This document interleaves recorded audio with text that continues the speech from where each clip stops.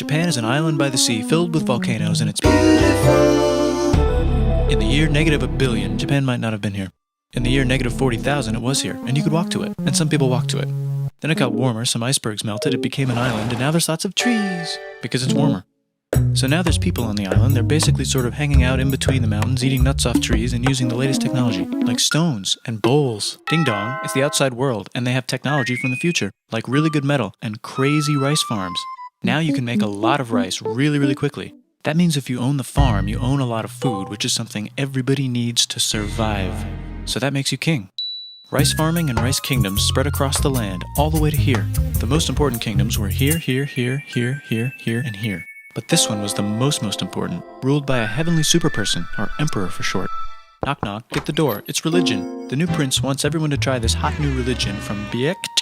Please try this religion, he said. No, said everybody. Try it, he said.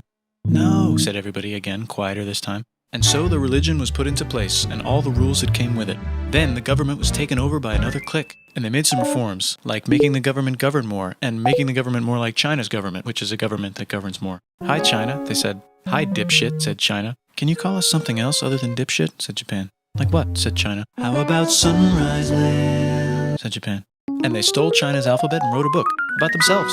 And then they made lots of poetry and art and another book about themselves. Then they stopped moving the capital every time the emperor died and kept it in one place for a while, right here. And they conquered the north, finally. Get that squared away. A rich hipster named Kukai is bored with modern Buddhism, visits China, and learns a better version, which is more spiritual. Comes back, reinvents the alphabet, and causes art and literature to be great for a long time. And the royal palace turned into such a dream world of art that they really didn't give a shit about running the country. So if you live outside the palace, how are you supposed to protect your shit from criminals? Hire a samurai. Everyone started hiring samurai. Rich, important people hired samurai. Poor people who could not afford to hire samurai did not hire samurai. The samurai became organized and powerful, more powerful than the government. So they made their own military government. Here, they let the emperor still be emperor, but the shogun is actually in control. Breaking news, the Mongols have invaded China. We've invaded China, said the Mongols. Please respect us, or else we might invade you as well. Okay, said Japan.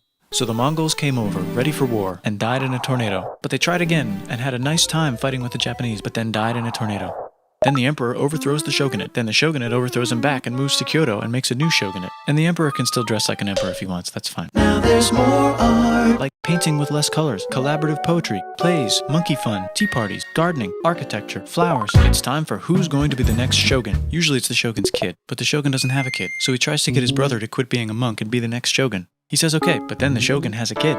So now who's it gonna be? Vote now on your phones. And everyone voted so hard that the palace caught on fire and burned down. The shogun actually didn't care, he was off somewhere doing poetry. And the whole country broke into pieces. Everyone is fighting with each other for local power, and it's anybody's game. Knock knock, it's Europe. No, they're not here to take over, they just want to sell some shit, like clocks, and guns, and Jesus. So that's cool, but everyone's still fighting each other for control, now with guns. And wouldn't it be nice to control the capital, which right now is puppets, with no one controlling them. This clan is ready to make a run for it, but first they have to trample this smaller clan, which is in the way. Surprise, the smaller clan wins, and the leader of that clan steals the idea of invading the capital and invades the capital, and it goes very well. He's about halfway through conquering Japan when someone who works for him kills him, and then someone else who works for him kills them, and that guy finishes conquering Japan. And then he confiscated everybody's swords, and made some rules. And now I'm going to invade Korea, and then hopefully China, he said, and failed, and also died. But before he died, he told these 5 guys to take care of his 5-year-old son until he's old enough to be the next ruler of Japan. And the 5 guys said, yeah, right, it's not going to be this kid, it's going to be one of us, because we're grown-ups. And it's probably going to be this guy, who happens to be way more rich and powerful than the others. A lot of people support him, but a lot of people support not supporting him. They have a fight, and he wins, and starts a new government, right here. And he still lets the emperor dress like an emperor, and have very nice things. But don't get confused, this is the new government, and they are very strict. So strict they closed the country. No one can leave, and no one can come in. Except for the Dutch, if they want to buy and sell shit, but they have to do it right here.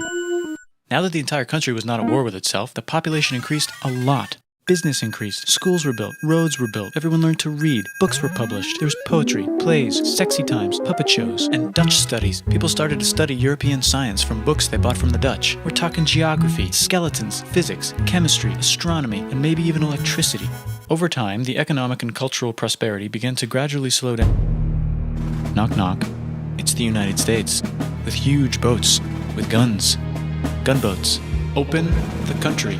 Stop having it be closed, said the United States. There's really nothing they could do, so they signed a contract that lets the United States, Britain, and Russia visit Japan anytime they want.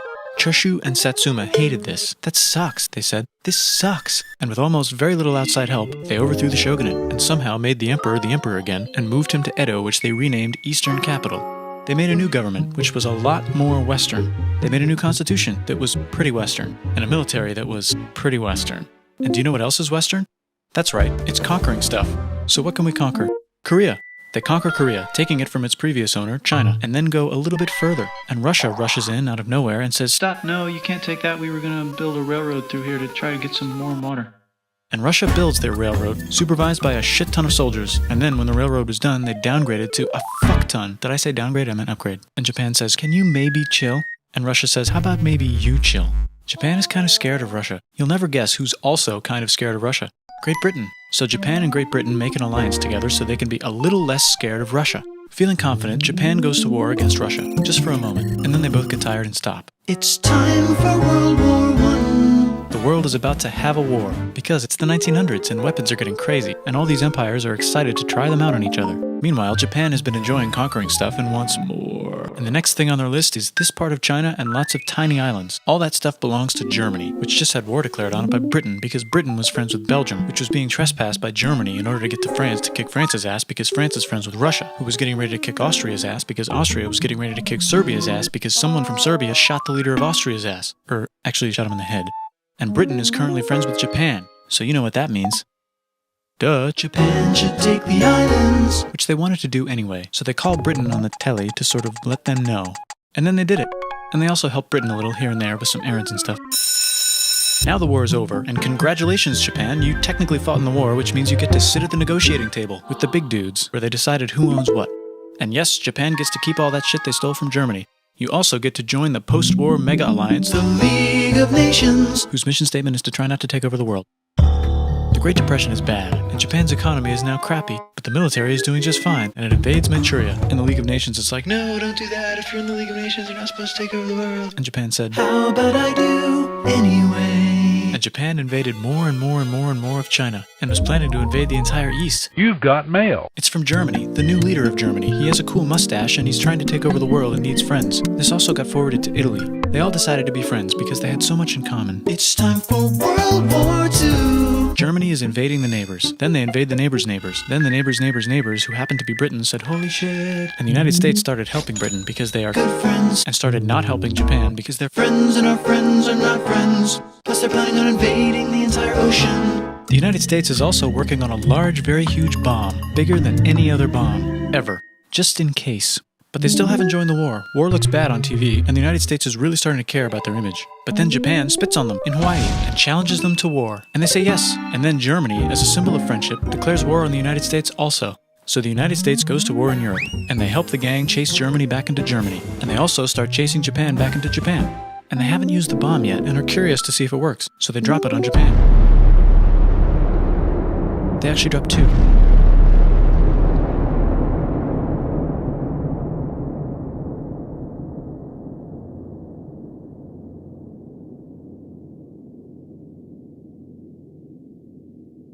The United States installed a new government, inspired by the United States government, with just the right ingredients for a post-war economic miracle. And Japan starts making TVs, VCRs, automobiles, and camcorders as fast as they can, and also better than everybody else. They get rich, and the economy goes wild, and then the miracle wears off. But everything's still pretty cool, I guess. Bye.